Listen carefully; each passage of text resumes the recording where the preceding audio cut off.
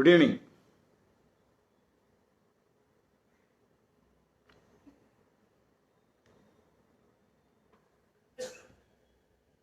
நூற்றி 24வது லைவ்.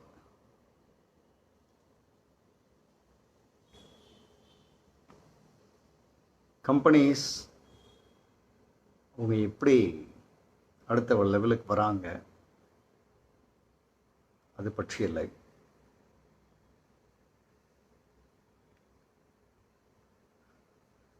இந்த மாதிரியான லைவ்ல ஒரு முக்கியமான விஷயம் என்னன்னா, ஒரு நிறுவனம் ஜெயிச்சது ப்ளஸ் அந்த நிறுவனத்தை ஜெயிக்க வைத்த மனிதர் எடுத்த முயற்சிகள், இது எல்லாமே மிக மிக முக்கியமானது. பக்கத்துல இருந்து ஒரு 20 வருஷம் 30 வருஷ உழைப்பை நம்மளால பார்க்க முடியுமா? இப்போ இந்தியான்னு எடுத்தால் எக்கச்சக்கமான நிறுவனங்கள் இருக்கு. இந்த நிறுவனங்களினுடைய வெற்றியை பக்கத்தில் உட்கார்ந்து நம்மளால் பார்க்க முடியுமா? அப்படின்னா முடியாது. அந்த மாதிரியான நேரங்களில் தான் இந்த நிறுவனங்கள் பற்றிய செய்திகள், இந்த நிறுவனங்கள் பற்றிய புத்தகங்கள், இந்த நிறுவனத்தை நடத்தினவங்களை பற்றிய புத்தகங்கள், இந்த நிறுவனம் பற்றிய வீடியோஸ், இந்த நிறுவனம் பற்றிய செய்தி தொகுப்புகள் பேப்பரில் வந்தது. ஸோ இந்த மாதிரியான விஷயங்களை பார்த்து தான்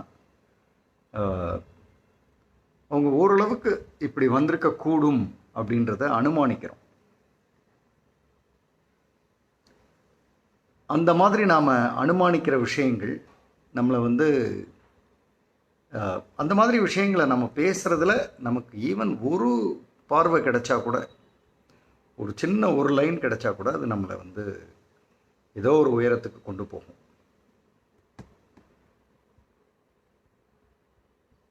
அது மாதிரியான ஒரு நிகழ்வு தான் இந்த நிகழ்வு.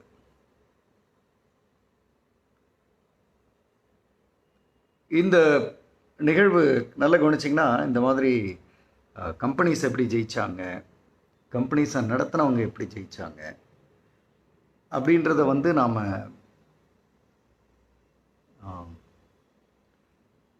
100 லைவுக்கு முன்னாடி நாம் பார்த்ததே கிடையாது. 100 லைவுக்கு அப்புறம் தான் இந்த மாதிரியான நிகழ்வுகளை நம்ம நிறைய பார்த்தோம். ஏன்னா எப்பவுமே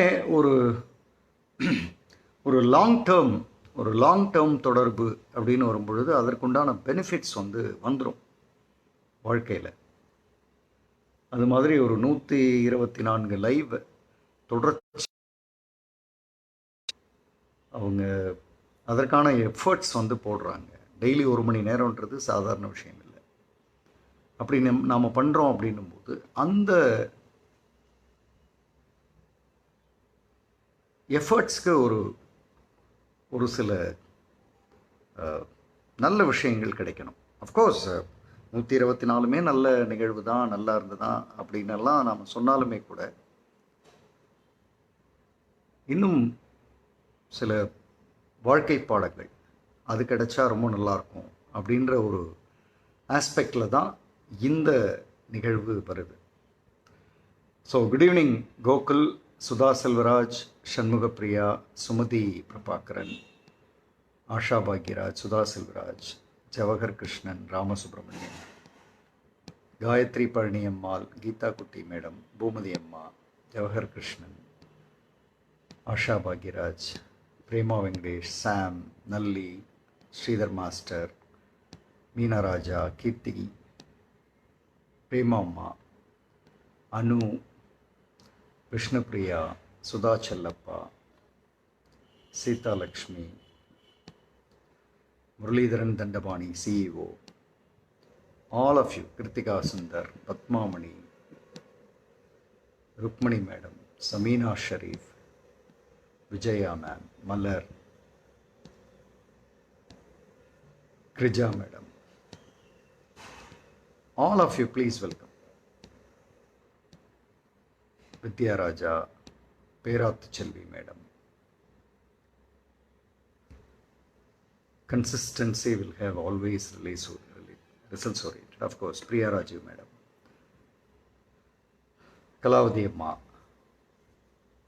எல்லாருக்கும் இன்றைக்கி நாம் பார்க்க போகிற ஒரு நிறுவனம், அது அடைஞ்சிருக்க வளர்ச்சி அப்படின்றது கொஞ்சம் சர்ப்ரைசிங்காக இருக்கலாம்.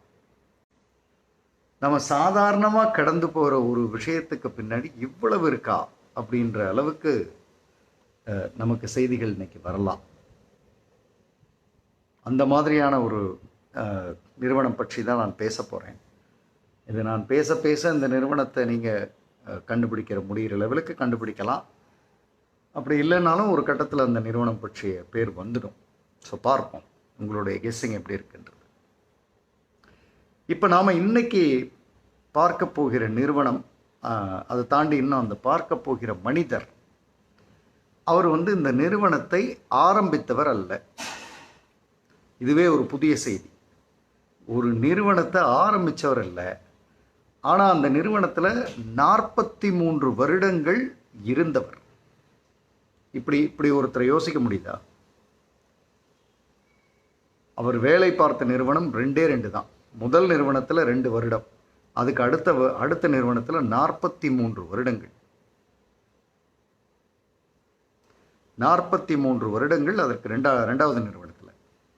அப்போ 43 வருடம் ஒரு நிறுவனத்தில் வேலை பார்க்கறது அப்படின்னா ஒரே வேலையிலே இருந்திருக்க வாய்ப்பு இல்லைல்ல. ஒரு மார்க்கெட்டிங் ஆஃபீஸராக தன்னுடைய வாழ்க்கையை ஆரம்பித்து ஜென்ரல் மேனேஜராக உயர்ந்து எம்டி ஆகி 10 வருடம் எம்டியாக இருந்து அதற்கு பிறகு அந்த நிறுவனத்திலிருந்து ரிட்டையர்மெண்ட் ஆகி வெளியில் போகும்போது அந்த நிறுவனத்தினுடைய பங்குகளில் ஒரு குறிப்பிட்ட பங்கை நிறுவனம் அவருடைய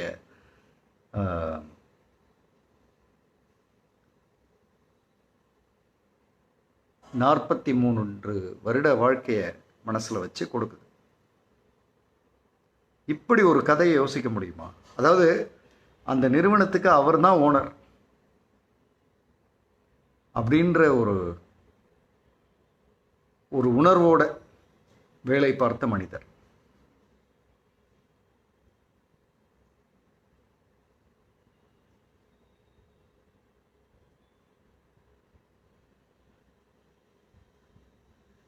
இப்படி நம்மளால் யோசிக்க முடியுதா? 43 இயர்ஸ்.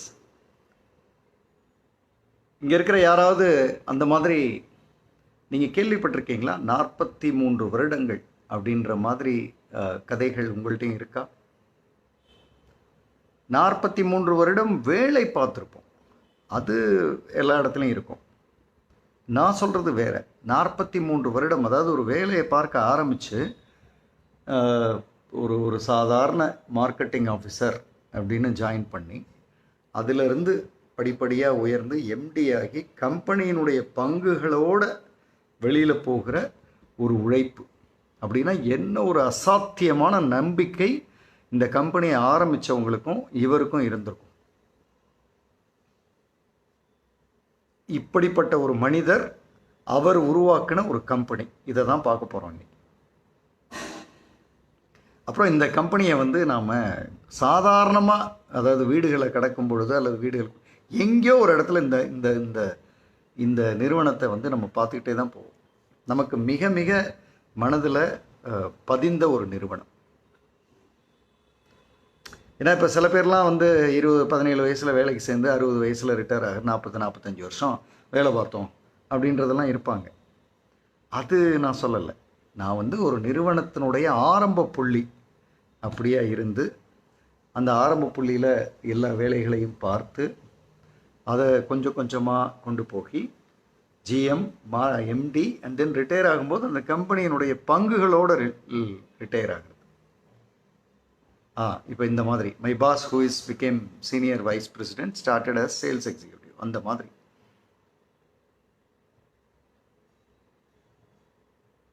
having worked 35 years. இந்த மனிதர் வந்து ஐஐஎம் அகமதாபாத்தில் படித்தவர். ஐஐஎம் அகமதாபாத்தில் படித்தவர், இந்தியன் இன்ஸ்டிடியூட் ஆஃப் மேனேஜ்மெண்ட். 20 வயதில் அவர் அந்த ஐஐஎம்ல அவருடைய படிப்பை முடிக்கிறார். 1972 அப்போ வந்து ரொம்ப ஒரு பெரிய நிறுவனம் வந்து ஏஷியன் பெயிண்ட்ஸ். அதாவது ஏஷியன் பெயிண்ட்ஸில் வேலை கிடைச்சிருச்சுன்னா ரொம்ப பெரிய விஷயம். அந்த நிறுவனத்துக்கு இவர் வந்து அப்ளை பண்ணுறாரு. இன்டர்வியூக்கு கூப்பிடுறாங்க. இன்டர்வியூவில் அவங்களுக்கெல்லாம் ஒரே சர்ப்ரைஸ். ஏன்னா என்ஜினியர்ஸ் வர வேண்டிய ஒரு கேட்டகரி அது. யாராவது ஒரு சின்ன பையன் 20 வயசு ஐஏஎம் படிச்சுட்டு வந்து உட்காந்துருக்காரு அப்படின்றது அவங்களுக்கு ஒரு சர்ப்ரைஸ் அவங்களுக்கு. அதனால் அவங்க இவர்கிட்ட ஒரு 3 கேள்விகளை கேட்குறாங்க. இந்த 3 கேள்விகளுக்கு அவர் பதில் சொன்னதும் அந்த நிறுவனத்தில் வேலையை கொடுத்துட்டாங்க. இந்த 3 கேள்விகள், இன்டர்வியூவில் கேட்கப்பட்ட 3 கேள்விகள், அந்த 3 கேள்விகளுக்கும் உடனடியாக பதில். அந்த பதிலை கேட்டதுமே உடனே வேலையை கொடுத்துட்றாங்க. முதல் கேள்வி என்னன்னா, நீங்கள் வந்து ஒரு இன்ஜினியர் கிடையாது, ஒரு சயின்ஸ் கிராஜுவேட். உங்களுக்கு எப்படி இந்த வேலையை நாங்கள் ஏன் கொடுக்கணும்? அப்போ அவர் சிரிச்சுட்டு சொல்கிறாப்புல, இந்த பையன், நீங்கள் சொல்கிற இன்ஜினியர்ஸ்லாம் வந்து ஆப்ரேஷனல் ரிசர்ச்சுக்கு என்கிட்ட தான் கிளாஸ் எடுத்துகிட்டு போகிறாங்க. ஸோ ஒரு ஆப்ரேஷன்ஸை வந்து எப்படி பண்ணணுன்றதுக்கான கிளாஸை நீங்கள் சொல்கிற இன்ஜினியர்ஸ்க்கு நான் தான் எடுக்கிறேன் அப்படின்னு சொல்லவும் அவங்களுக்கு கொஞ்சம் ஆச்சரியமாக இருக்குது. என்னடா 20 வயசில் ஒரு பையன் எப்படி சொல்கிறாங்க. 2வது கேள்வி கேட்குறாங்க, உங்களுக்கு வெறும் 20 வயசு தான், நாங்கள் ஏன் இந்த வேலையை கொடுக்கணும் அப்படின்னு. அவர் சிரிச்சிட்டே சொல்கிறாரு, வெறும் 20 வயசு தான், அதனால தான் கொடுக்கணும் அப்படின்றார். எக்ஸலண்ட் பதில் இல்லை? வெறும் 20 வயசு தான், அதனால தான் நீங்கள் கொடுக்கணும். ஏன்னா அடுத்த 20, 30 வருஷம், 40 வருஷத்துக்கு நான் இங்கே இருக்கிறதுக்கான வாய்ப்புகள் உண்டு.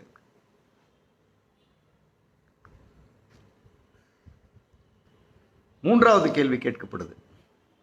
ஒரு குறிப்பிட்ட கம்யூனிட்டியை சார்ந்தவர் அவர். ஸோ அந்த கம்யூனிட்டி பேரை சொல்லி, நீங்கள் இந்த கம்யூனிட்டியை சார்ந்தவர், இந்த கம்யூனிட்டியை சார்ந்தவங்க பொதுவாக வந்து ரொம்ப நாள் இருக்க மாட்டாங்க, வந்து இருந்து இந்த தொழிலெல்லாம் கற்றுக்கிட்டு அவங்க தனியாக தொழில் ஆரம்பிக்க போயிடுவாங்க. அப்போ நாங்கள் ஏன் உங்களுக்கு வேலை கொடுக்கணும்? இப்போ இந்த 3வது கேள்விக்கு அவர் ஒரு பதில் சொல்கிறார்.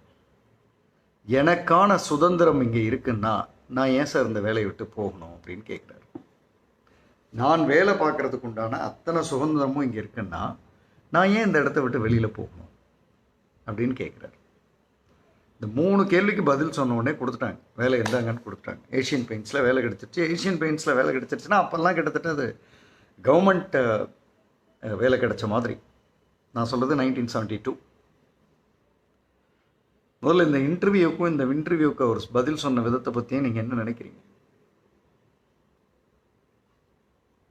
3வது கேள்விக்கு சொன்ன பதில் ரொம்ப முக்கியம். நீங்கள் ஒரு குறிப்பிட்ட கம்யூனிட்டியை சார்ந்தவர், வருவீங்க, வேலையை கற்றுட்டு போயிடுவீங்க அப்படின்னா, எனக்கு தேவையான சுதந்திரத்தை நீங்கள் கொடுக்குறீங்கன்னா நான் ஏன் சார் இந்த கம்பெனியை விட்டு வெளியில் போகணும் அப்படின்னு கேட்குறார். 20 இயர்ஸில் சரின்னு கொடுத்துட்றாங்க. அந்த ஏஷியன் பெயிண்ட்ஸ் கம்பெனியில் 2 வருடங்கள் வேலை பார்க்குறார். இப்போ அந்த இன்டர்வியூவில் கேட்ட 3வது கேள்வி வருது.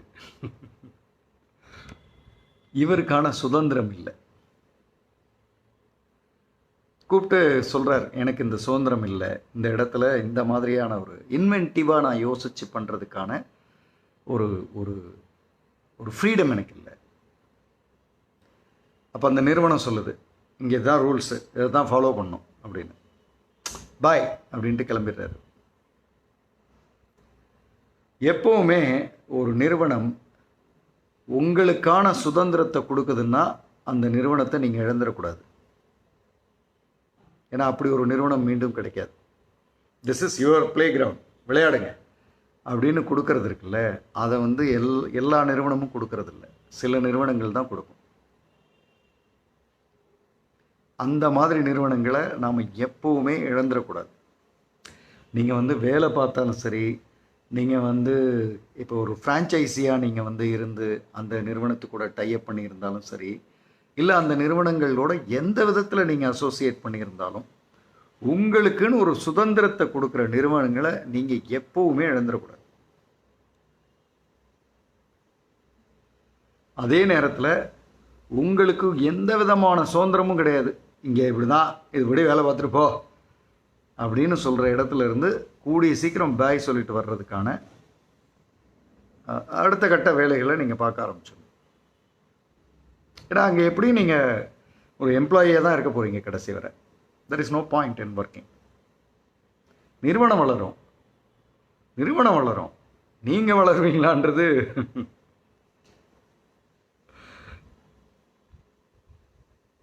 இப்போ இவர் வெளியில் வர்றார். வெளியில் வந்தால் இவருக்கு அடுத்து எங்கடா போகலாம், எந்த கம்பெனி அப்படின்னு அப்படியே பார்க்குறார். பார்த்தா அப்போ ஒரு கம்பெனி அங்கே பக்கத்துலேயே இன்னொரு கம்பெனி இருக்கு. அந்த கம்பெனிக்கு போய் இவரோட பேப்பர்ஸ்லாம் போடுறார். நான் இந்த மாதிரி இங்கே இருந்தேன், இங்கே வேலை பார்த்தேன், இப்போ நான் இங்கே வரேன், உங்கள் கூட ஜாயின் பண்ணணும் அப்படின்னா அங்கே ஒரு சின்ன இன்டர்வியூ நடத்துகிறாங்க. இந்த கம்பெனியினுடைய ஃபவுண்டர்ஸ் அவங்க வந்து ஒரு இன்டர்வியூ நடத்துகிறாங்க. ரொம்ப சிம்பிளாக ஒரு 4-5 கேள்வி தான் கேட்குறாங்க. இல்லை நீங்கள் அங்கெல்லாம் இப்போ ஐஏஎம்மில் படிச்சிருக்கீங்க, ஏஷியன் பெயிண்ட்ஸில் ஒர்க் பண்ணுறீங்க, நம்ம கம்பெனிக்கு வரேன்றீங்களே. ஏன்னா அந்த கம்பெனியை வந்து யாரும் இப்போ திரும்பி கூட பார்க்காத ஒரு கம்பெனி. அப்போ அவர் சிரிச்சிட்டு சொல்கிறாரு. அந்த 3வது கேள்விக்கான பதிலை இங்கே ஸ்ட்ரெயிட்டாக சொல்கிறார். இவங்களும் மற்ற 2 கேள்வி கேட்கல, இவரும் மற்ற 2 கேள்விக்கான பதிலை சொல்ல, ஸ்ட்ரெயிட்டாக 3வது கேள்விக்கான பதிலை திரும்ப சொல்கிறார். எனக்கான சுதந்திரம் இருந்தால் இந்த கம்பெனியை அடுத்த லெவலுக்கு கொண்டு போகிறதுக்கான தைரியம் எனக்கு இருக்குது. என்னை நம்பி உங்களால் கொடுக்க முடியும்னா நான் இங்கே ஒர்க் பண்ணுறேன். இவங்க கொஞ்சம் யோசிக்கிறாங்க. ஏன்னா இவங்க ஆல்ரெடி ஒரு கம்பெனி வச்சுருக்காங்க. அந்த கம்பெனிக்கு 2 பிரதர்ஸ் வந்து ஃபவுண்டர்ஸ், இந்த கம்பெனியை உருவாக்கினவங்க. அந்த கம்பெனி வந்து 1931 உருவானது. இவர் வந்து வேலைன்னு கேட்குறது வந்து 1975. 31 உருவான நிறுவனம் இது 75. அவங்க ஆல்ரெடி அது ஒரு பாரம்பரியமான ஒரு பிஸ்னஸை பண்ணிகிட்டு இருக்காங்க. ஆனால் ஒரு சின்ன டைவர்ஷன் ஏதாவது பண்ணணும், இதுவே ஒரு தொழிலையே நம்பி பண்ணிகிட்டு இருக்கக்கூடாது, வேறு ஏதாவது பண்ணணும் அப்படின்னு அவங்க யோசிச்சுட்டு இருக்கும்போது ஒருத்தர் வந்து நின்று கேட்குறாரு. அப்போ அவங்க அதுக்கு முன்னாடியே ஒரு டைவர்ஷனுக்கு ஒரு விஷயத்தையும் யோசிக்கிறாங்க, வேறு ஏதாவது பண்ணலாமா. இவர் வர்றதுக்கு முன்னாடி அவங்க என்ன யோசிக்கிறாங்கன்னா, அவங்க ஆல்ரெடி பண்ணிக்கிட்டு இருந்த தொழில் வந்து இந்த கார்டுராய், கேள்விப்பட்டிருக்கீங்களா? கார்டுராய் துணி, கார்டுராய் ஃபேப்ரிக், கார்டுராய் துணி வகைகள். டெனிம்க்கும் அதுக்கும் ஒரு சின்ன வித்தியாசம் தான். டெனிம் கொஞ்சம் ரஃப்பாக இருக்கும், கார்டுராய் வந்து நல்லா சாஃப்டாக இருக்கும். அந்த கார்டுராய் துணி வகைகளை வந்து இவர் இந்த நிறுவனம் வந்து ஆல்ரெடி நல்லா வித்துட்ருக்கு. ஓரளவுக்கு அவங்க வந்து ரொம்ப எக்ஸலண்ட்டுன்னு சொல்ல முடியாது, ஏதோ அவங்க பண்ணிகிட்ருக்காங்க. வேறு ஏதாவது மாற்றணும் அப்படின்னு நினச்சிட்டு இருக்கும்போது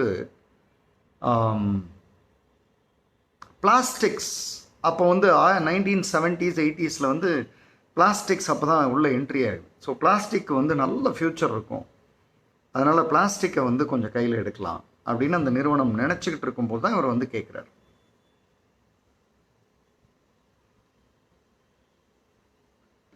அந்த நிறுவனம் வந்து அப்போ என்ன பண்ணுதுன்னா, பிளாஸ்டிக்ஸை வந்து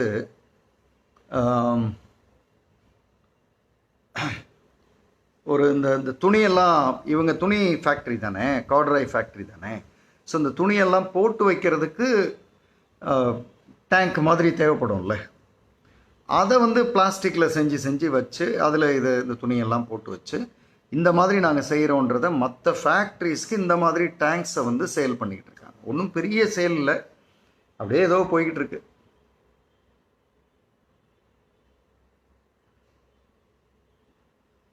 இந்த மாதிரி ஒரு இடத்துல தான் இவர் வந்து கேட்குறாரு. அப்போ அவர் கிளியராக கேட்குறாரு, எனக்கு நீங்கள் வந்து டெக்ஸ்டைல் யூனிட் வந்து நீங்கள் பார்த்துட்ருக்கீங்க, அது நீங்கள் பாருங்கள். இந்த புதுசாக ஒன்று பண்ணுறீங்கல்ல பிளாஸ்டிக்ஸ், அதை என்னை நம்பி கொடுப்பீங்களா? வயசு வந்து 22, 1972 20 முடிச்சு ஏஷியன் பெயிண்ட்ஸ், 74 இது கேட்குறாரு, எனக்கு கொடுப்பீங்களா? அவங்க இவரை பார்க்குறாங்க, சின்ன வயசு, ஸ்ட்ராங்காக பேசுகிறாரு, பேச்சு ரொம்ப தெளிவாக இருக்குது. 1974 செப்டம்பர், நீ தான்ப்பா இந்த கம்பெனிக்கு மார்க்கெட்டிங் ஆஃபீஸர் அப்படின்னு கொடுக்குறாங்க. இந்த கம்பெனிக்கு பேர் வைக்கணும். கம்பெனிக்கு இன்னும் பேர் வைக்கல, அதுக்கு ஒரு மார்க்கெட்டிங் ஆஃபீஸர். ஏன்னா அதுவரை அந்த கம்பெனி அந்த ஏற்கனவே இருக்கிற பேரில் அப்படியே வச்சு ஏதோ ஓட்டிகிட்டு இருக்காங்க. ஸோ இப்போ தான் வந்து இல்லையே, ஒருத்தர் பண்ணுறேன்றாரு, நம்ம அடுத்து அதை ஒரு கம்பெனியாக மாற்றி அதை கொடுத்துட்டோன்னா அவங்க பாட்டுக்கு அவர் நல்லா பண்ணிடுவாரே அப்படின்னு யோசிக்கிறாங்க. இந்த கம்பெனிக்கான பேர் என்ன வைக்கலாம் அப்படின்னு யோசிக்கும் போது இவர்கிட்டே கேட்குறாங்க, என்ன பேர் வைக்கலாம், நீங்களே சொல்லுங்கள். இந்த கம்பெனியை உங்களால் கெஸ் பண்ண முடியுதா?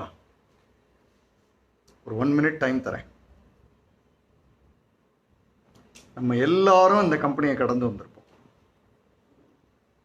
நான் இதை தான் சொல்கிறேன், இப்போ யாரும் சொல்ல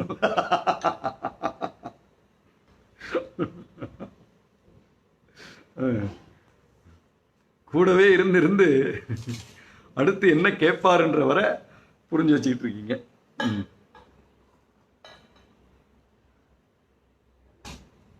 யாருன்னு கெஸ் பண்ண முடியுதா? இந்த கம்பெனி அரவிந்த் மில்ஸ், சின்டெக்ஸ், கிருஷ்ணராஜ். அந்த துணி ஃபேக்ட்ரி வந்து Bharat Vijay mills, Bharat Vijay mills textiles. இந்த Bharat Vijay mills and then for textiles அப்படி ஒரு பேர் வச்சுருக்காங்க.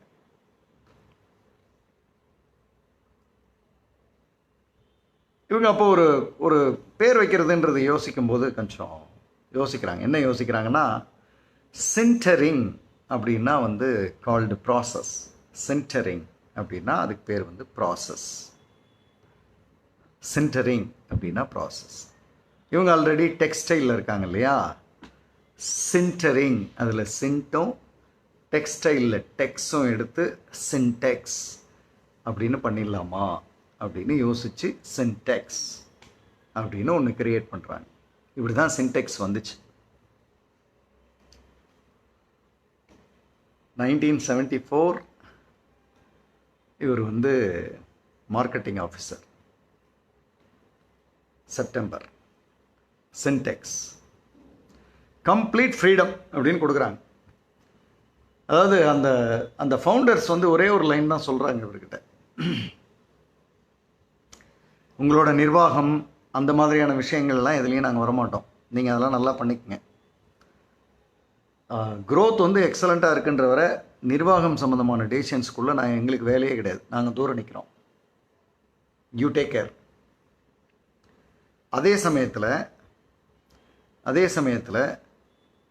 எங்களுக்குன்னு சில பாலிசிஸ் இருக்குது, அந்த பாலிசிஸ்லேருந்து நீங்கள் நகர்ந்துடக்கூடாது அப்படின்றாங்க. இவர் அக்செப்டட் அப்படின்றார். முடிஞ்சது, ஆரம்பிச்சாச்சு. 1974 செப்டம்பரில் மார்க்கெட்டிங் ஆஃபீஸர், 1974 டிசம்பரில் ஜென்ரல் மேனேஜர் ஆகிடுறார். ஏன்னா இவர் இறங்கினதுமே, மார்க்கெட்டிங் அப்படின்னு இறங்கினதுமே, இவர் வந்து டெக்ஸ்டைல்ஸுக்கு இந்த மாதிரியான பெரிய பெரிய அந்த டேங்க் மாதிரியான கேன்ஸ், பிளாஸ்டிக் கேன்ஸ், இது வந்து ரொம்ப உதவியாக இருக்கும், நிறைய பேருக்கு தேவைப்படும் அப்படின்றத முடிவு பண்ணி இவர் எல்லாருக்கிடமும் போய் தொட ஆரம்பிக்கிறார்.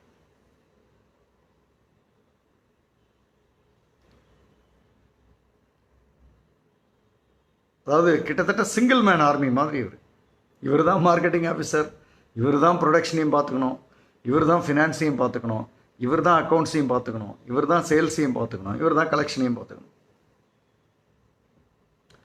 இல்லை, எவ்ரி டெசிஷன் இஸ் யுவர்ஸ். அங்கேருந்து நீங்கள் எப்படி கொண்டு போகணுமோ கொண்டு போங்க அப்படின்னு கொடுத்துட்டாங்க.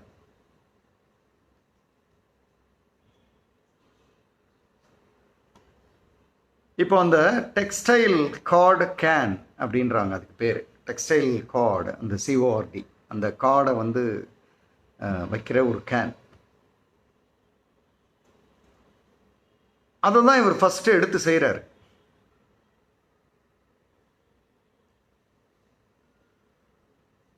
அதை செய்யும்போது அதை எடுத்து நல்லா செய்யணும் அப்படின்னு செய்யும் பொழுது எதிர்பார்த்த மாதிரி அது போகலை. எதிர்பார்த்த மாதிரி போகலை அப்படின்றது இப்போ அவங்க யோசித்து பார்க்கும்போது அப்போ ஃபெயிலியர் ஆனது நல்லது அப்படின்னு நினைக்கிறாங்க. ஒருவேளை அது போயிருந்தால் அதே லைன்லேயே போயிருப்போம். இப்போது ப்ரொடக்ஷன்லாம் பண்ணி வச்சாச்சு, எதிர்பார்த்த மாதிரி போகலை அப்படின்னா அந்த ப்ரொடக்ஷன் பண்ணி வச்ச பொருளை பார்த்துக்கிட்டே இருப்போம் இல்லையா நம்ம, இது என்ன பண்ணுறது என்ன பண்ணுறது என்ன பண்ணுறதுன்னு ஒரு லைன் ஓடிக்கிட்டே இருக்கும்ல. ஸோ அது மாதிரி இவர் பார்த்துக்கிட்டே இருக்கும்போது இவருக்கு ஒன்று தோணுது, இதனுடைய ஷேப்க்கு அது அந்த டெக்ஸ்டைல் கார்டெல்லாம் போட்டு வைக்கிற லெவலுக்கு பெருசாக இருக்கிற அந்த ஷேப்பை பார்க்கும்போது இந்த ஷேப்புக்கு இதில் வந்து தண்ணி ஊற்றி வச்சா எப்படி இருக்கும், ஏன் இதை வந்து வாட்டர் டேங்காக மாற்றக்கூடாது அப்படின்னு யோசிக்கிறார்.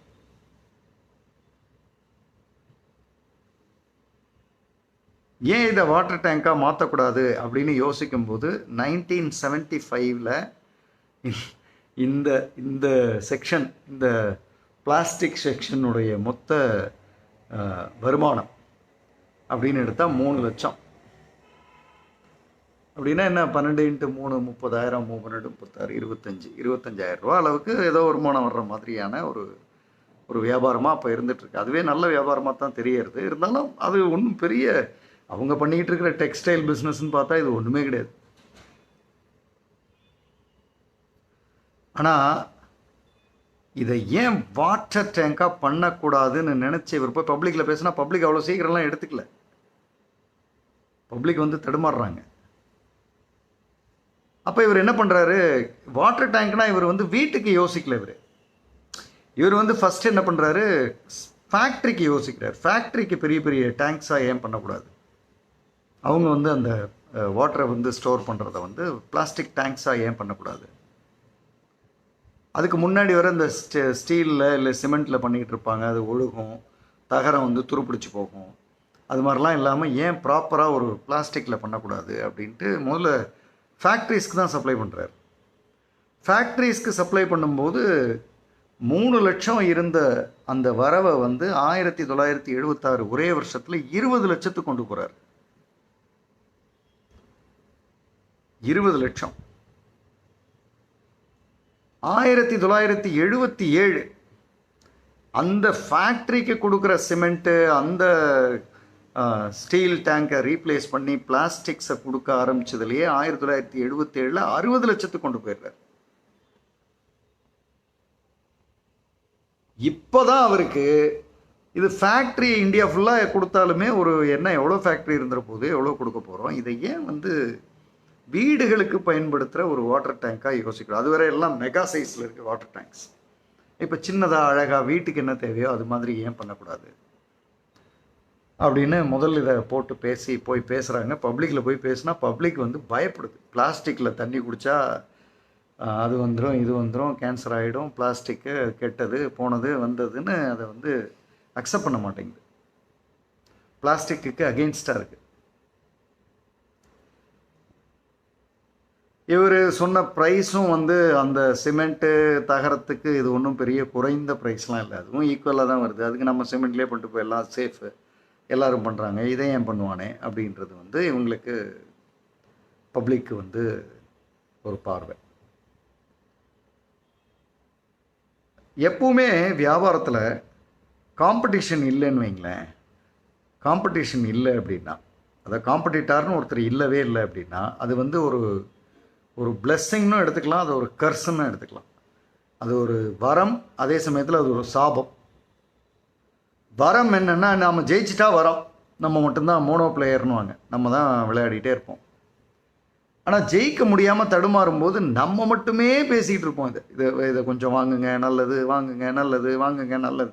இப்போ காம்படிட்டர்ஸ் இருந்தால் ஒரே நேரத்தில் 5-6 பேர் பேசுவாங்க. சிங்கிள் பிளேயர் இருந்தால் இது ஒரு வரம், இது ஒரு சாபம். இப்போ இவர் எவ்வளோ பேசி பார்க்குறாரு, வீடுகளில் வாங்குறதுக்கு ஒன்றும் இல்லை, முடியல. வீடுகளில் சின்டெக்ஸாக வாங்க வைக்க முடியல இவரால். இப்போ இவர் யோசிக்கிறார், சரி இந்த நாட்டினுடைய மிகப்பெரிய கன்சியூமர் யாரு அப்படின்னா ஜென்ரல் பப்ளிக் அப்படின்னு நம்ம நினச்சிட்டு இருக்கோம்ல, அது தப்பு அப்படின்னு நினைக்கிறாரு. கிடையாது, அது கிடையாது. இந்த நாட்டினுடைய மிகப்பெரிய கன்சியூமர் வந்து ஜென்ரல் பப்ளிக் கிடையாது. இந்த நாட்டினுடைய மிகப்பெரிய கன்சியூமர் வந்து கவர்மெண்ட் அப்படின்னு முடிவு பண்ணுறது. கவர்மெண்ட் எவ்வளோ வீடுகளை கட்டுது, ஒரு வருஷத்தில் எத்தனை வீடுகளை கட்டுது. அந்த எல்லா வீடுகள்லேயும் வாட்டர் டேங்க்னு ஒரு ஃபெசிலிட்டி நடந்துகிட்டே இருக்கு. நான் இப்போ பப்ளிக்கை போய் சொல்லி சொல்லி சொல்லி இதை கொடுத்து எல்லாருக்கும் புரிய வைக்கிறத விட கவர்மெண்ட் கட்டுகிற வீடுகளில் போய் பேசி அவங்கள கன்வின்ஸ் பண்ணி அவங்களுக்கு இதை எடுத்து நிறுத்தி இதனுடைய யூசேஜ் சயின்ஸில் இது ஒன்றும் ப்ராப்ளம் இல்லைன்னு சொல்லி புரிய வச்சு இது சேங்ஷன் பண்ணோன்னா இது வந்து ஜென்ரல் பப்ளிக் யூசேஜுக்கு சீக்கிரம் வந்துடுமே அப்படின்னு முடிவு பண்ணுறாரு.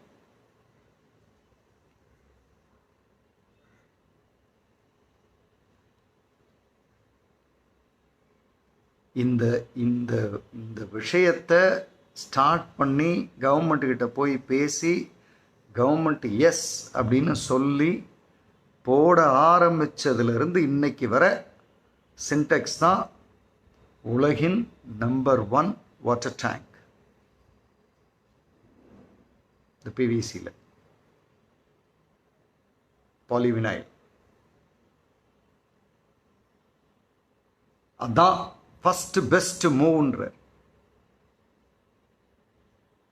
நான் வந்து ஜென்ரல் பப்ளிக்கு கொண்டு போய் சேர்க்கணும்னு நான் போயிருந்தேன்னா 2 வருஷத்தில் காணாமல் போயிருப்பேன் அப்படின்றது. த பெஸ்ட்டு மூவ் அவர் பண்ணது வந்து கவர்மெண்ட்டு தான் நம்மளுடைய பிக்கஸ்ட் கன்சியூமர். கவர்மெண்ட்டுக்கிட்ட போய் இதை கன்வின்ஸ் பண்ணி இதை வந்து கவர்மெண்ட் கட்டுகிற வீடுகளில் கொண்டு போய் சேர்த்துட்டோன்னா இது அங்கேருந்து இது மிகப்பெரிய லெவலில் வந்து அடையும் அப்படின்னு முடிவு பண்ணுறாரு.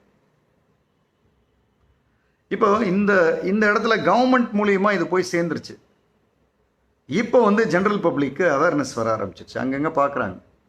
அப்புறம் இதை எங்கே வைக்கிறது அப்படின்னும் போது அப்போ தான் வந்து ஒரு மார்க்கெட்டிங்கில் இவர் ஏற்கனவே மார்க்கெட்டிங் ஆஃபீஸராக இருந்தவர்ல, அதனால் அதுக்கு முன்னாடியெல்லாம் தண்ணி தொட்டியை வந்து எப்போவுமே வீட்டில் வந்து கீழே பண்ணுவாங்க, இல்லை வேறு எங்கேயாவது வச்சுருப்பாங்க, இந்த மாதிரிலாம் இருக்கும்.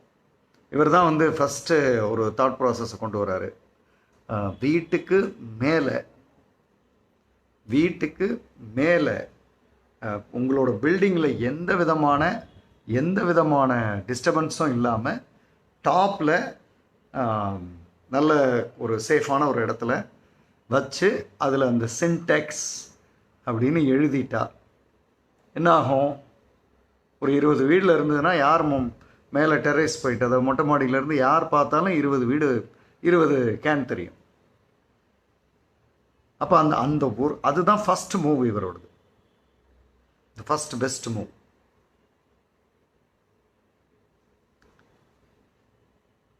அந்த இடத்துல இவர் வந்து கஸ்டமர்ஸ்கிட்ட போய் நிற்கும் பொழுது,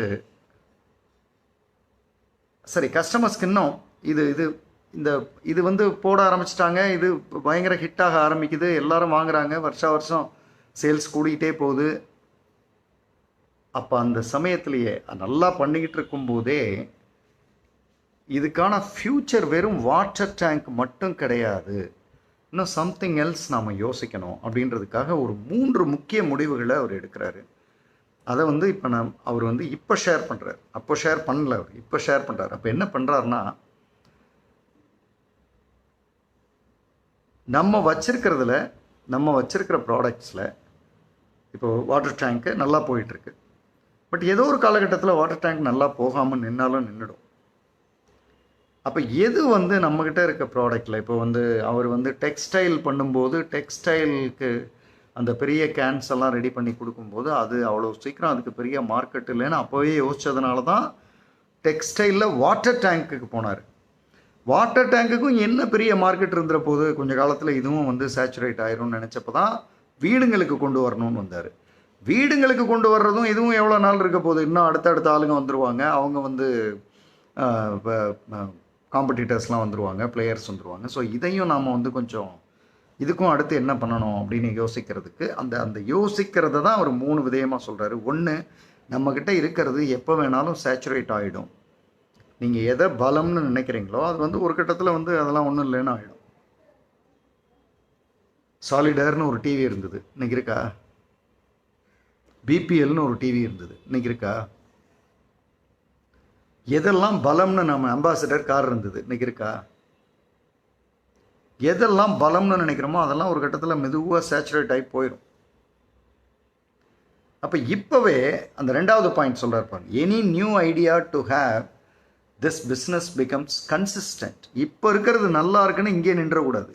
இப்போ இருக்கிறது நல்லா இருந்தாலும் இன்னொரு 5 வருஷம் கழித்து இது இருக்காது. 5 வருஷத்துக்கு என்ன பண்ணலான்றது இப்போவே யோசிச்சு போனால் தான் பிஸ்னஸ் உங்களுக்கு சேல்ஸ் கன்சிஸ்டண்ட்டாக இருக்கும் அப்படின்றது 2வது பாயிண்ட் வருது.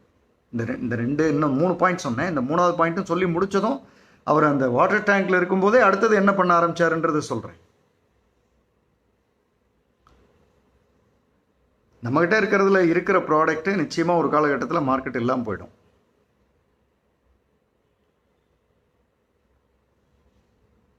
இப்போவே அடுத்த ஒரு 5 வருஷம் 2 வருஷம் 3 வருஷம் தாண்டி வரப்போகிற நியூ ப்ராடக்ட்டுக்கான ஐடியா இப்போவே எடுத்து வச்சிட்டோம்னா நாம் வந்து அதை கொண்டு போய் ரீச் பண்ணிடலாம். இது 2வது. 3வது பாயிண்ட், எப்போவுமே ஒரு ஒரு ஒரு 10 வருஷம் கழித்து இதுதான் ஃப்யூச்சர் அப்படின்ற ஒரு ப்ராடக்ட் இருக்கணும். கையில் இருக்கிற ப்ராடக்ட் ரொம்ப நாளைக்கு இருக்காது. 2-3 வருஷத்தில் வேறு ப்ராடக்ட் நமக்கு வேணும். அப்போ தான் பிஸ்னஸ் கன்சிஸ்டண்ட்டாக இருக்கும். 10 வருஷம் கழித்து ஒரு ப்ராடக்ட் இருக்கணும் நமக்கு. இந்த 3 முக்கியமான விஷயமா அவர் எடுக்கிறார். அதை எடுத்ததும் என்ன பண்ணுறாருன்னா 1990ஸ்லேயே பிளாஸ்டிக் வால்ஸ் அப்போவே ரெடி பண்ணுறார். பிளாஸ்டிக்லேயே வீடு கட்டுறது, பிளாஸ்டிக்லேயே வால். அப்புறம் வந்து பிளாஸ்டிக்கில் விண்டோஸ். இன்றைக்கி வர நம்ம விண்டோன்னா ஸ்டீலில் தான் பண்ணுறோம். ஸோ பிளாஸ்டிக் விண்டோஸ், அப்புறம் பிளாஸ்டிக் டோர்ஸ். இது 3 அப்போவே ஸ்டார்ட் பண்ணிட்டார். அதாவது சின்டெக்ஸ் வந்து சக்க போடும்போதே இது 3க்கான தாட் ப்ராசஸ் ஆரம்பிச்சிட்டார். இன்றைக்கி யோசிச்சு பாருங்கள், இதெல்லாம் வந்துருச்சு, நமக்கு வந்து சேர ஆரம்பிச்சிருச்சு.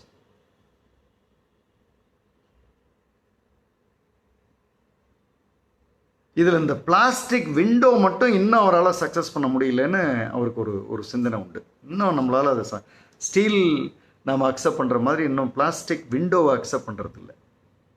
எப்போவுமே நமக்கு அந்த சேஃப்டின்னு வரும்போது பிளாஸ்டிக்கை வந்து அது எவ்வளோ தூரம், ஏன்னா விண்டோன்றது இப்போ ஸ்டீலே எடுத்துடுறாங்க, விண்டோ எடுத்துட மாட்டாங்களா அப்படின்றது இருக்குது. ஸோ அந்த பிளாஸ்டிக் விண்டோ வந்து கிரீஸில் மற்ற நாடுகள்லாம் அது வந்து பெரிய சக்ஸஸ். ஆனால் இந்தியாவில் அது என்னமோ தெரில, இன்றைக்கி வரை அது சக்ஸஸ் ஆகலை.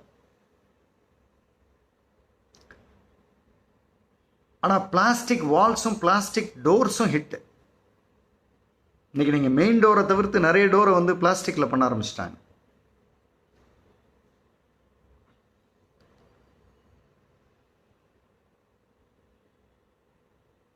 அந்த இடத்துல அவர் வந்து ஒரு தாட் ப்ராசஸை வந்து ரெஜிஸ்டர் பண்ணுறார். சின்டெக்ஸ் டோர்ஸ். ஆமாம், அது என்ன தாட் ப்ராசஸை ரெஜிஸ்டர் பண்ணுறாருன்னா, உங்கள்கிட்ட ஒரு ஐடியா இருக்குன்னா அந்த ஐடியாவை வச்சுக்கிட்டே ரொம்ப காலம் வாழ்ந்தீங்கன்னா காணாமல் போயிடுவீங்க. இப்போ 1976 77 அவரோட டேர்ன் ஓவர் என்ன சொன்னேன்? 1975 3 லட்சம், 1976 20 லட்சம், 1977 60 லட்சம். கரெக்டாக? இப்போ இந்த 60 லட்சம் அப்படின்னு இருந்ததை அவர் அடுத்து நம்ம நேராக 1998 99க்கு வரப்போகிறோம். இந்த இடைப்பட்ட காலத்தில் அவர் பண்ண விஷயங்களை தான் நான் வந்து இவ்வளவு ஸ்ட்ராங்காக ஃபாஸ்ட்டாக சொல்லிட்டு வரேன். அந்த இடத்துல அவர் ஒரு வார்த்தை சொல்கிறார், ஒரு ஐடியா உங்களுக்கு கிளிக் ஆகிடுச்சுன்னா, ஐ கெஸ் இங்கே வந்து நிறைய ஸ்டார்ட் அப்ஸ் இருக்கீங்க, நிறைய எக்ஸலண்ட்டாக பண்ணக்கூடியவங்க இருக்கிறீங்க. அதாவது இப்போ யாழ் இருக்கீங்க, கீர்த்தி இருக்கீங்க, இன்னும் நிறைய பேர் இருக்கீங்க. சிங்கிள் ஐடியா உங்களுக்கு சக்ஸஸ் ஆகிடுச்சு அப்படின்னா அந்த ஐடியாவில் நிற்காதீங்க. If you stand with single idea you won't be in the market. Soon you will disappear. காணாமல் போயிடுவீங்க. அதனால் இவர் 1990ஸ்லாம் இவர் யோசிக்க ஆரம்பிச்சிட்டார். அதாவது பிளாஸ்டிக் ஹவுஸ்,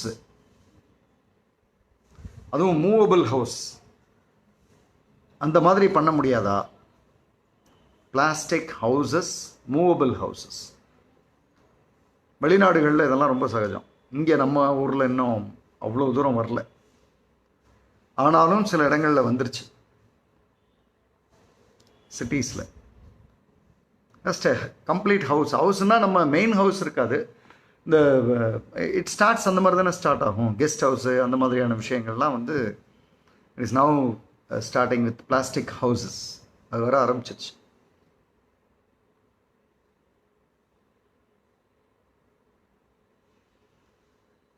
இந்த மாதிரி ஐடியாவில் ட்ராவல் பண்ணவர் 1998, 99 அவருடைய டேர்ன் ஓவர் எவ்வளோ தெரியுமா? டேர்ன் ஓவரில் நெட் வருமானம்.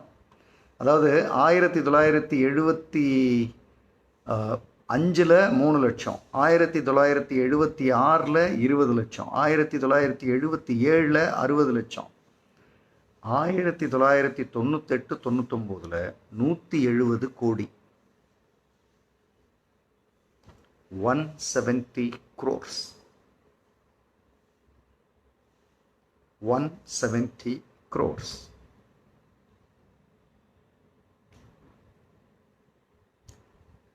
$170 crores நெட் வருமானம். டேர்ன் ஓவரில் வருமானம். இப்போது இவருக்கு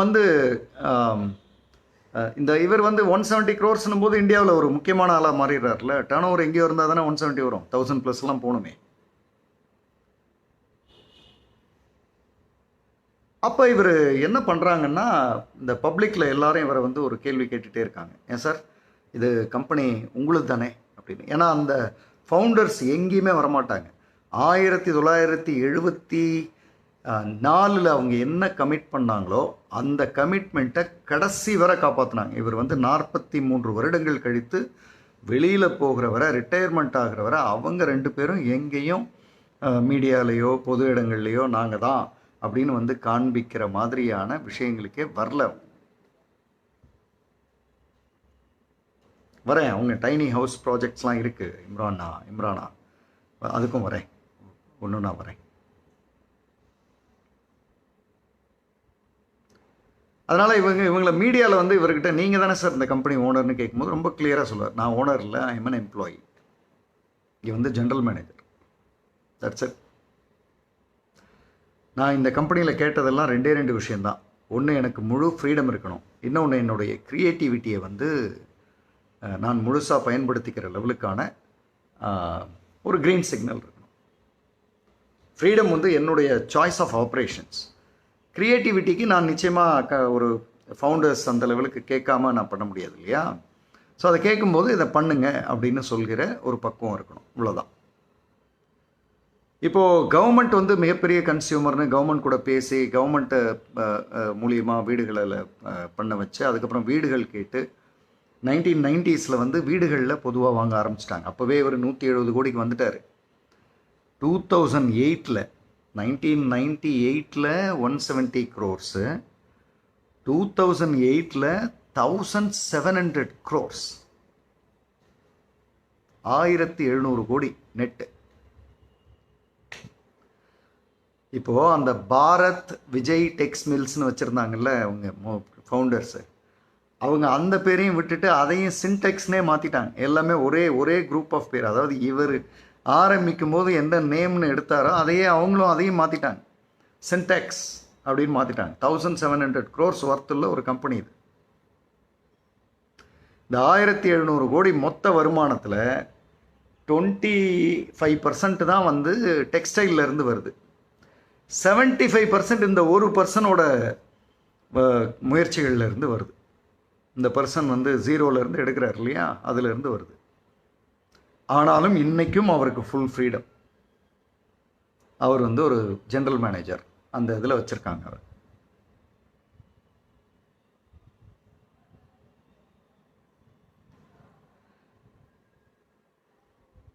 கிட்டத்தட்ட 33 வருடங்கள், 1974 33ன்னா என்ன ஆகுது?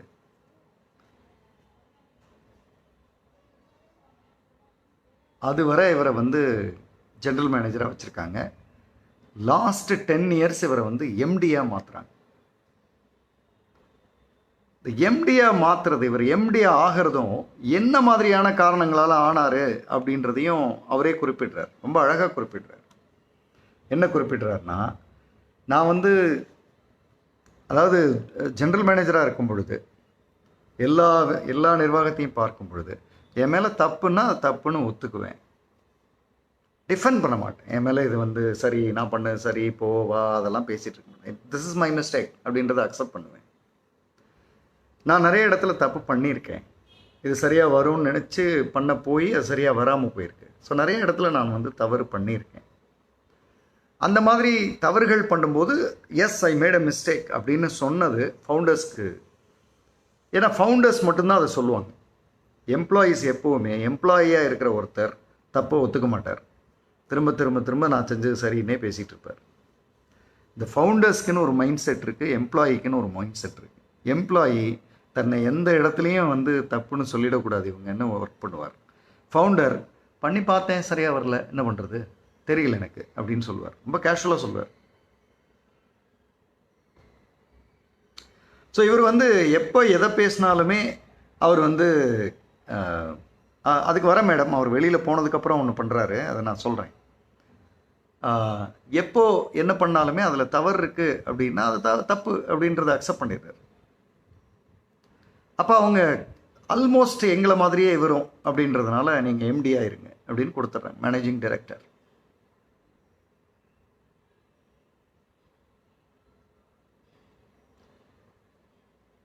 அப்போ தான் இவர் அடுத்த எம்டி இந்த இதுக்கெல்லாம் வந்ததும் அடுத்த தாட் ப்ராசஸ்க்கு வராரு. இப்போது ரெடி ஆகிட்டு இருக்கிற அடுத்த தாட் ப்ராசஸ்,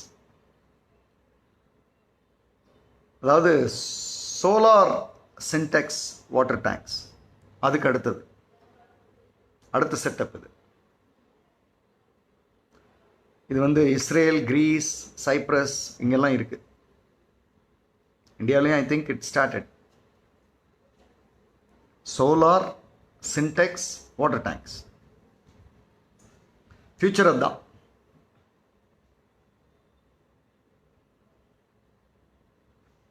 பொதுவாக இந்த மாதிரி பண்ணுறதுக்கெல்லாம் R&D பண்ணணும்னு சொல்லுவாங்க இல்லையா? கம்பெனிஸில் வந்து ரிசர்ச் அண்ட் டெவலப்மெண்ட் பண்ணணும், ஏதாவது புதுசாக கண்டுபிடிச்சி சொல்லணும் அப்படிலாம் சொல்லுவாங்க இல்லையா? R&D. இவர் என்ன சொல்கிறாருன்னா, அதாவது எதுனாலும் நானே தான் கண்டுபிடிச்சேன், நானே எங்கள் டீம் இங்கே இருக்கிறவங்கெல்லாம் சேர்ந்து தான் கண்டுபிடிச்சோம். அதனால் என்னை வந்து நான் வந்து பொதுவாக ஒரு I am a fake engineer அப்படின்வார். என்ன லைன் இது? I am just a fake engineer. இது சொல்கிறதுக்கு நம்ம சொல்லுவோமா? 1700 crores நெட் ப்ராஃபிட், 75% வந்து நம்மளால் வருது. ஃபவுண்டர்ஸ் ஆரம்பித்த கம்பெனி மூலிமா 25% தான் வருது. அந்த இடத்துல உட்காந்துக்கிட்டு ஐ எம் அ ஃபேக் இன்ஜினியர் அப்படின்னு சொல்ல முடியுமா?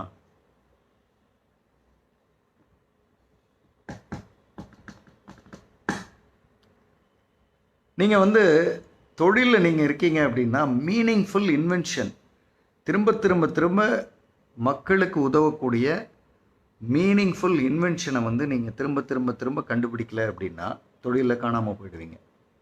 சோலார் சின்டெக்ஸ் டேங்க்ஸ்ன்னு பேசிகிட்டு இருந்தாலுமே கூட அடுத்த இதுக்கு அவர் வந்துட்டார். அடுத்தது என்ன கண்டுபிடிக்கணும்னா, இப்போது கையில் இருக்கிறது rain water harvesting Sintex tanks. அடுத்தது மழை பெய்யும் போது அதில் போய் ஸ்டோர் ஆகிடும். Rain water harvesting Sintex tanks. Yes, solar tank connection. நீங்கள் இப்போ வந்து சோலாருக்கான அந்த பேனல்ஸ்லாம் போட்டு பண்ணுறோம் இல்லையா? அதே தான் அந்த பேனல்ஸினுடைய கனெக்டில் வந்து இந்த சின்டெக்ஸினுடைய பிவிசி அதுவும் வருது. அதெல்லாம் ரிசர்ச் அண்ட் டெவலப்மெண்ட்டில் பண்ணி எடுத்துகிட்ருக்காங்க, வந்துடும். They have started already. அப்புறம் ரெயின் வாட்டர் ஹார்வெஸ்டிங் வந்து நெக்ஸ்ட் பிரைட் ஐடியான்றார். இது வந்து கண்டிப்பாக இந்தியா மாதிரியான ஒரு நாடுகளில் வந்து ரெயின் வாட்டரை சேவ் பண்ணுறதுன்றது அடுத்த ஒரு முக்கியமானது. ஸோ இப்போ ஒரு வீடுன்னு இருந்தால் ரெயின் வாட்டர் ஹார்வெஸ்டிங்க்கு அந்த சின்டெக்ஸ் அதுக்குன்னு சில பாசிபிலிட்டிஸ்லாம் பண்ணி வச்சிட்டோம்னா நம்ம வந்து தண்ணி இல்லை அப்படின்னு கஷ்டப்பட வேண்டியதெல்லாம் இல்லை. அந்த மாதிரியான பாசிபிலிட்டிஸ்க்கு அடுத்து ரெடியாக.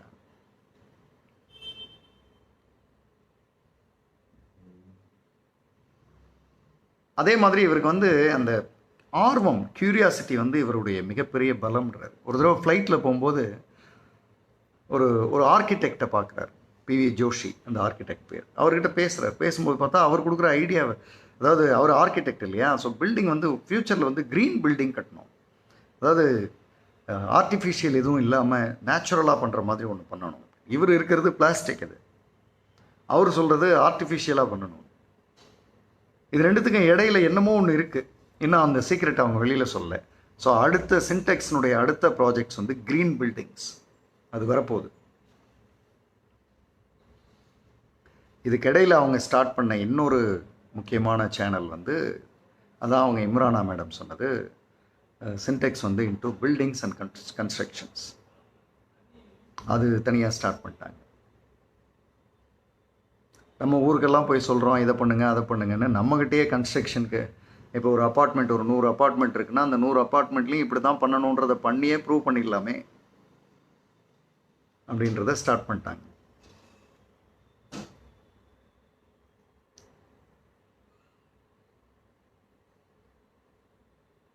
இவ்வளவு நடந்தாலும் 74 இவர் ஆரம்பிக்கிறார் இவருடைய ஜேர்னி. 43 வருஷம். 2017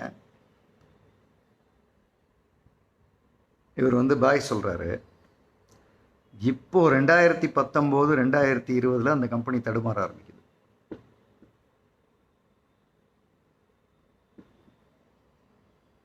சம் புவர் மேனேஜ்மெண்ட்ஸ்லாம் நடக்குது. இப்போது ரீசெண்டாக கோவிட்க்கு முன்னாடியே தடுமாற ஆரம்பிச்சிருச்சு. கோவிடில் இன்னும் தடுமாறிட்டு இருக்கு.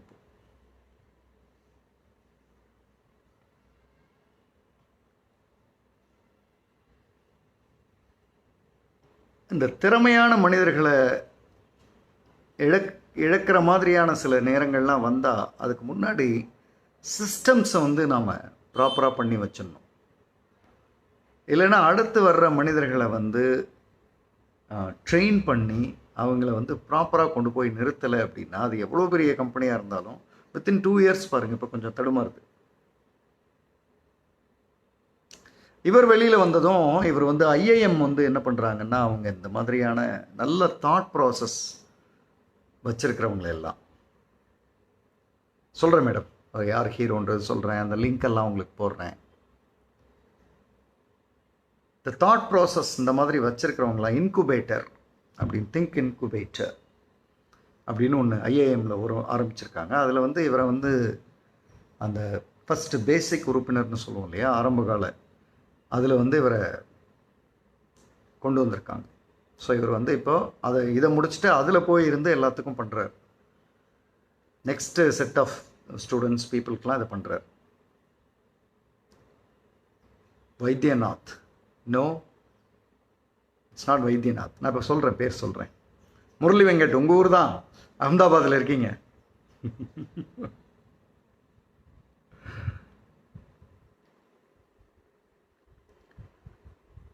தக்க வச்சுக்கலாம். நீங்கள் எப்போவுமே எவ்வளோ பெரிய நிறுவனமாக இருந்தாலும் 40+ இயர்ஸ் 45+ இயர்ஸ்க்கு அப்புறம்லாம் வந்து பீப்புளுக்கும் அதாவது ஒர்க் பண்ணிகிட்டு இருக்கிறவங்களுக்கும் ஒரு போதும் அப்படின்றது வரும். கம்பெனிக்கும் வந்து இல்லை போதும், அவர் போகட்டும், நம்ம அடுத்து பார்க்கலான்றது வந்துடும். அது வந்து ரொம்ப கேஷுவலாக வந்துடும், வராமல் இருக்காது.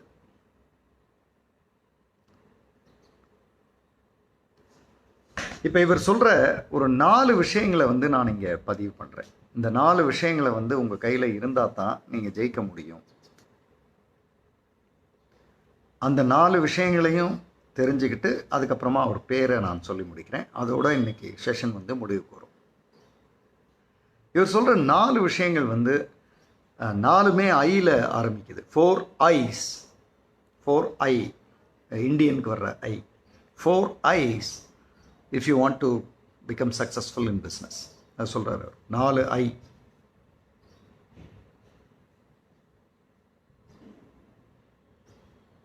இவரை வெளில அனுப்புனது ஹாப்பியாக தான் அவங்க அனுப்புகிறாங்க. பட் இருந்தாலும் அது ஹாப்பியாக அனுப்பிட்டு இன்றைக்கி தடுமாறும் போது திரும்ப கூப்பிட்டு அதை சரி பண்ணுற லெவலுக்கு இல்லை அப்படின்னும் போது அது ஒரு ஹாப்பி எக்ஸிட்டாக இருக்க வாய்ப்பு இல்லை. எப்போவுமே நான் இதை கவனிச்சிருக்கேன். இந்த ஃபவுண்டர்ஸ்கிட்ட இருக்கிற ஒரு பெரிய பிரச்சனை என்னன்னு சொல்கிறேன். அதாவது எல்லாம் எக்ஸலண்ட்டாக வரும்போது ஆஹா ஓஹோ இந்திரன் சந்திரன்னு குதிச்சு கொண்டாடுவாங்க. அப்புறம் ஒரு லெவலுக்கு மேலே வரும்பொழுது அவங்களுக்கு இந்த பதவி உயர்வு அதெல்லாம் கொடுப்பாங்க. ஆனால் அதுக்கும் மேலே வரும்போது த்ரெட்டாக பார்க்க ஆரம்பிப்பாங்க. அதாவது இவர் நாளைக்கு ஏதாவது பண்ணிடுவாரோ, இவர் ஏதாவது கம்பெனி ஆரம்பிச்சிருவாரோ, இவர் ஏதாவது எனக்கு இவ்வளோ அனுபவம் இருக்குது இவர் ஏதாவது பண்ணிடுவாரோ அப்படின்னு அந்த த்ரெட்டெல்லாம் பார்க்க ஆரம்பிச்சிருவாங்க. அப்போ அந்த த்ரெட்டு பார்க்கும்போது தான் ஈகோ வந்து கிளாஷ் ஆகும். ஈகோ கிளாஷ் ஆகும்போது அப்புறம் எல்லாம் அவ்வளோதான். ஸோ இவர் வந்து ஒரு 4 விஷயம் முக்கியமானதாக சொல்கிறார். 4 ஐஸ்.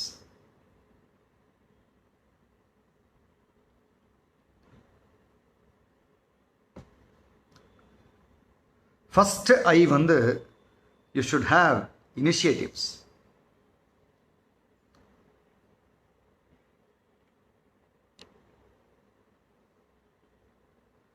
இனிஷியேட்டிவ்ஸ்.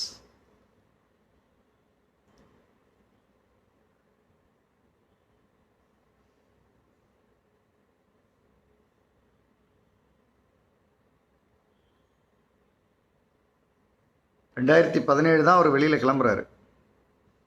43 வருஷம். 2015 2016 அவர் கிளம்புறாரு. 17லேருந்து அது கீழே போக ஆரம்பிச்சிருது. அதுக்கான காரணங்களை அவர் சொல்ல விரும்பலைன்றார். I hate an exit. That's it. Bye.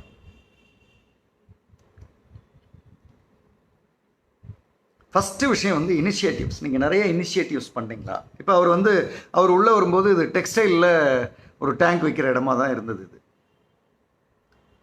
அதை அவர் முதல் இனிஷியேட்டிவ் எடுத்து டெக்ஸ்டைலில் வாட்டர் டேங்க், ஃபேக்ட்ரிக்கு வாட்டர் டேங்க்ஸ்னு ஒரு இனிஷியேட்டிவ் எடுத்தார். அதுக்கப்புறம் கவர்மெண்ட்டை கன்சியூமராக கன்சிடர் பண்ணார். கவர்மெண்ட் கட்டுற ஹவுசஸில் வாட்டர் டேங்க்ஸை கொண்டு போய் போட்டார். அப்புறம் அங்கே வாட்டர் டேங்க்ஸ் போட்டதில் அவேர்னஸ் க்ரியேட் பண்ணதில் ஜென்ரல் பப்ளிக் வந்தார். ஜென்ரல் பப்ளிக் வந்தாலும் அதுவே போதாதுன்ட்டு plastic walls, plastic doors, plastic windows அதுக்கு போனார். அதுக்கப்புறம் சோலார் அதுக்கு போகணும்னு பார்த்தாரு. அதுக்கப்புறம் ரெயின் வாட்டர் ஹார்வெஸ்டிங்க்கு போகணும்னு பார்த்தாரு. இவ்வளவு இனிஷியேட்டிவ்ஸ். அடுத்த ஐ அவர் சொல்கிறது இன்டெலிஜென்ஸ். இன்டெலிஜென்ஸ்னால் அவர் சொல்கிற டெஃபினேஷன் ரொம்ப சிம்பிளாக இருக்குது.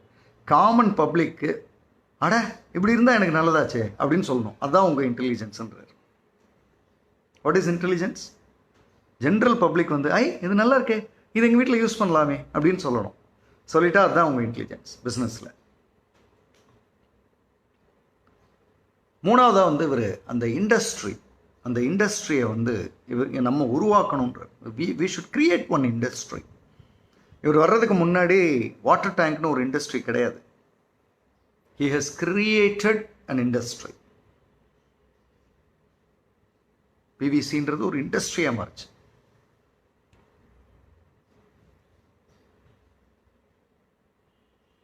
I know his name, but let's wait. சொல்லுங்க பாபு. ஆல்மோஸ்ட் நான் இப்போ அடுத்து சொல்ல போகிறேன், நீங்கள் சொல்லுங்கள். அதனால் என்ன, ஒரு இண்டஸ்ட்ரியே நம்ம கிரியேட் பண்ணணும்.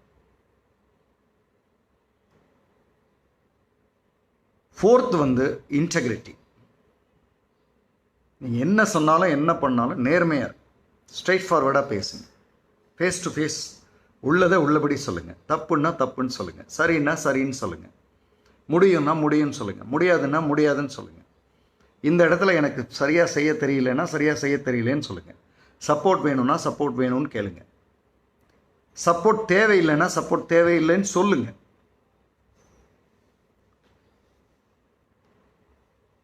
இந்த பர்சன் வித் இன்டெகிரிட்டி இது உங்கள்கிட்ட இருக்கா? இந்த 4 விஷயம் உங்கள்கிட்ட இருந்தால் உங்கள் பிஸ்னஸ் சக்ஸஸ் பெரிய லெவலில் வரும். நியூ இனிஷியேட்டிவ்ஸ் பண்ணுறீங்களா? வழக்கம் போல் பண்ணுறதே பண்ணிகிட்டு இருக்காதீங்க. செகண்ட் வந்து இன்டெலிஜென்ஸ்னால் பீப்புளுக்கு, காமன் பீப்புளுக்கு அட அப்படின்னு டக்குன்னு வாங்குற மாதிரி இருக்கிறது தான் வந்து இன்டெலிஜென்ஸ் பிஸ்னஸை பொறுத்தளவு. வேறையெல்லாம் தேவையில்லை. மூணாவது வந்து நீங்கள் ஒரு இண்டஸ்ட்ரியே கிரியேட் பண்ணணும். உங்களது ஒரு that's a new industry, that's a new avenue, that's a new thought process in business. இந்த மாதிரி யாரும் யோசிக்கல அப்படின்ற ஒரு நியூ அவென்யூ ஆஃப் இண்டஸ்ட்ரி ஒன்று. உங்கள் கிளாஸிஃபிகேஷனே மாறணும். இப்போ இந்த இண்டஸ்ட்ரியை வந்து இவர் வந்ததுக்கப்புறம் தான் இது உருவாக்குனது. நாலாவது வந்து integrate. Whatever it is, face it, this is what I am அப்படின்னு சொல்லக்கூடிய பக்குவம் இருக்கா? சும்மா எதையாவது பேசி எதையாவது மாற்றி சொல்லி இங்கே முன்ன பின்ன அதெல்லாம் இல்லை. ஸ்ட்ரைட்.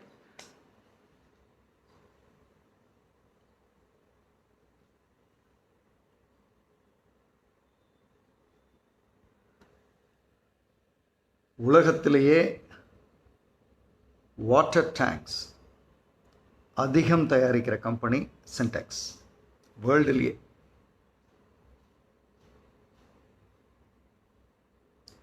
இப்போ வந்து அவங்க ஐ திங்க் ஜெர்மன் கம்பெனி ஒன்னோட ஒரு டைப் வச்சுட்டு இப்போ வந்து அந்த காருக்கு இன்டீரியர்ஸில் பேனல்ஸ்லாம் ரெடி பண்ணுறோம் இல்லையா, அதை வந்து இப்போது தயாரிக்கிறதுக்கு ஆரம்பிச்சிட்டாங்க அல்லது ரெடி ஆகிட்டு இருக்காங்க. இனிஷியேட்டிவ் வந்து ஆமாம், இன்னோவேஷன் வச்சுக்கலாம். இனிஷியேட்டிவ்ஸ் அவர் வந்து இனிஷியேட்டிவ்ன்றார். ஏன்னா அவர் வந்ததுக்கப்புறம் எடுத்த இனிஷியேட்டிவ்ஸில் தான் எனக்கு இவ்வளோ தூரம் போனது அப்படின்றார். பாபு கோதண்டராமன் சார், பேர் டைப் பண்ணிட்டீங்களா?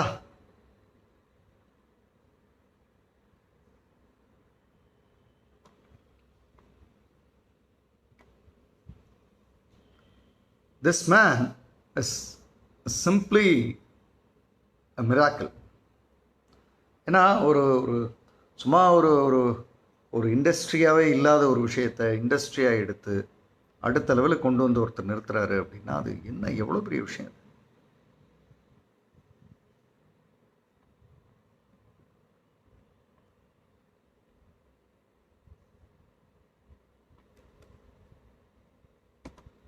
ஸோ இந்த மனிதனோட பேர் வந்து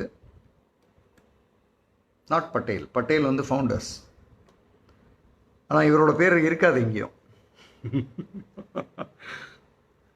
ஓகே, நானே போடுறேன். SP டங்காயாக், DANGAOACH.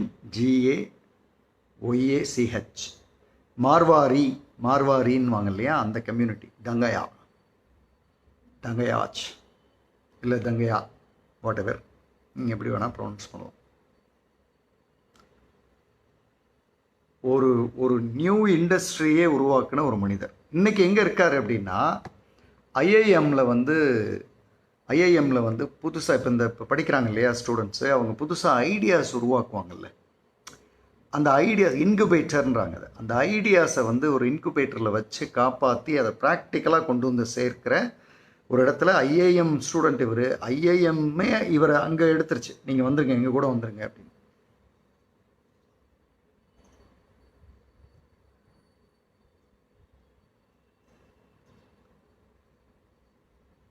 எவ்வளோ பேருக்கு தெரியும் இப்படி ஒரு மனிதரை? எல்லா இடத்துலையும் சின்டெக்ஸ் பார்க்குறோம். என்னைக்காவது போய் உட்காந்து அந்த சின்டெக்ஸ்னால் யார், என்ன கம்பெனி, எப்படி பண்ணாங்க, எங்கே ஆரம்பித்தாங்க, எதையாவது யோசிச்சிருக்குமா? This is the man who has done it. அவர் போனதுக்கப்புறம் இன்றைக்கி அது ஒரு மாதிரி தடுமாறுது அப்படின்றது அதுவும் லெசன். எப்பவுமே எக்ஸலண்ட்டாக பண்ணிக்கிட்டு இருக்கிற அது வந்து ஒரு ஃப்ரீக்குவன்சின்னு ஒன்று. அந்த ஃப்ரீக்குவன்சியை வந்து நம்ம தொற்றவே கூடாது. நம்ம தூரம் இருந்து அது பாட்டுக்கு போகுது. பேசாமல் நிறைய நேரங்களில் நாம் எதுவும் பண்ணாமல் இருக்கிறது தான் பெஸ்ட்டு. நம்ம நிறைய நேரங்களில் எதையாவது பண்ணுறோன்னு நினச்சி போய் இருக்கிற ஃப்ரீக்குவன்சியை கெடுத்துருவோம். அதை பண்ணாமல் அமைதியாக இருந்தால் அது பாட்டுக்கு அது அழகாக போகும். நம்ம அந்த சும்மா இருக்காது. அங்கே ஏதோ என்னமோ அதில் வந்து ஒரு 2015 வந்து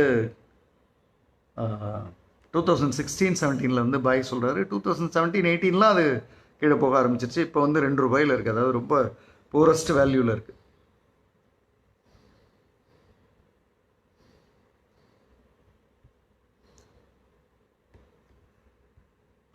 ஸோ இந்த மனிதரை பற்றிய ஒரு லைவ் தான் இன்றைக்கி நாம் பார்த்தது.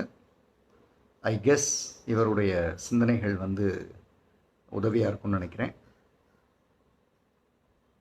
ஏன் அவங்க பேர் வெளியில் தெரியல? இல்லை, இட் இஸ் தேர். அவங்க பேர் அவர் மீடியா மற்ற இதெல்லாம் அவர் தான் வந்திருக்காரு, அவர் தான் பண்ணியிருக்காரு. அதிலெல்லாம் அவங்க பட்டேல்ன்றவங்க எங்கேயும் வந்ததில்லை. அதான் நான் சொல்கிறேனே, நீங்கள் வந்து ஒரு கட்டத்துக்கு அப்புறம் நீங்கள் த்ரெட்டாக ஆயிடுவீங்களோ அப்படின்னு நினச்சா எந்த ஒரு டாப் லெவலில் இருக்க கம்பெனி இந்த முட்டாள்தனத்தை தான் பண்ணும். ரிட்டையர்மெண்ட்டு அது இதுன்னு எதையாவது ஒரு ஸ்பெஷல் பிளான் அது இதுன்னெலாம் சொல்லி நல்ல ஒரு போனஸ்லாம் கொடுத்து உங்களுக்கு நல்ல ஒரு ஷேரும் கொடுத்து வச்சுக்கங்கன்னு சொல்லி அதெல்லாம் பண்ணிடுறோன்னு நினச்சி பண்ணிடுவாங்க. ஆனால் பேசிக்கை விட்டுருவாங்க. நீங்கள் கவனிச்சிருப்பீங்களே, நிறைய கம்பெனிஸ் வந்து டாப் லெவலில் இருக்கும். அப்புறம் அந்த டாப் லெவலில் இருக்க மேனேஜர்ஸ் அந்தந்த டீம் நகர்ந்ததும் பொத்துன்னு விழுந்துடும். அதுக்கப்புறம் அதோட முடிஞ்சது, அது கோல்டன் பீரியட் சார் அப்படின்வாங்க. ஸோ அது மாதிரியான ஒரு எக்ஸலண்ட் பர்சன். இவர் வெளியில் கிளம்புறப்போ கிட்டத்தட்ட வர்த்து வந்து 7,500+ crores.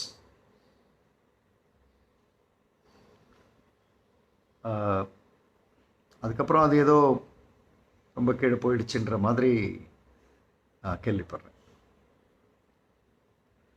Don't disturb the one who work with excellence frequency. இன்னும் கூட நான் அதை இம்ரானா மேடம் இன்னும் கூட அதை கொஞ்சம் சரி பண்ணி சொல்கிறேன். Don't disturb the frequency. பர்சனை கூட விடுங்க, அந்த ஃப்ரீக்வன்சி அழகாக போயிட்டுருக்குல்ல, அதை விட்டுருங்களேன் அப்படின்றது தான். நிறைய பேர் அந்த ஃப்ரீக்வன்சியில் போய் கை வைப்பாங்க. ஏதோ ஒரு சேனல் அது அழகாக நடந்துகிட்ருக்கு, அதை விட்டுருங்க, அது பாட்டுக்கு போகட்டும். ஒரு டீச்சர் கிளாஸ் எடுக்கிறாங்க, நல்லா அப்படியே விட்டுருங்க, அவங்க பண்ணுறாங்க, விட்டுருங்க. ஒரு ஸ்கூல் நல்லா இருக்குது, விட்டுருங்க. ஒரு எம்ப்ளாயி எக்ஸலண்ட்டாக ஒர்க் பண்ணுறாரு, விட்டுருங்க. ஒரு டீம் எக்ஸலண்ட்டாக ஒர்க், ஒரு பிரான்ச் எக்ஸலண்ட்டாக ஒர்க் பண்ணுறது, ஒரு ஃப்ரான்ச்சைசி எக்ஸலண்ட்டாக ஒர்க் பண்ணுறாரு, ஒரு ஸ்டேட் வைடு பண்ணுறதுல ஒரு டிஸ்ட்ரிக்ட் மட்டும் நல்லா பண்ணுது, அந்த டிஸ்ட்ரிக்டை விட்டுருங்களேன். அந்த டிஸ்ட்ரிக்டை கூப்பிட்டு மீட்டிங்கை போட்டு அவனுங்களை திட்டி அவனுங்களை ஒன்றும் இல்லாமல் ஆக்கி கொடுமை பண்ணி விட்டுருங்களேன், அவங்க வாட்டுக்கு பண்ணுவாங்க.